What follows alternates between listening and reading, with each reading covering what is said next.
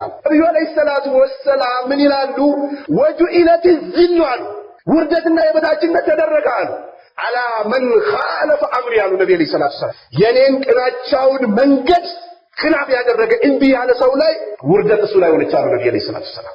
እዛን ከእስልምና ከሱና ከአቂዳ ከመንሃጅ ሰለፍ ካላህ ቃል ውጭ ከነብዩ አለይሂ ሰላቱ ወሰላም መንገድ ውጭ የሚፈልጉ ሰዎች ይዋረዳሉ። ተጠራጠሩ። የአላህን ቃል ያከበሩ የነብዩን አለይሂ ሰላቱ ወሰላም መንገድ የያዙ የነብዩን መስመርና ፋና ጎዳና የሰሃቦችን መንገድ የያዙ ሰዎች የበላይ ይሆናሉ። ተጠራጠሩ።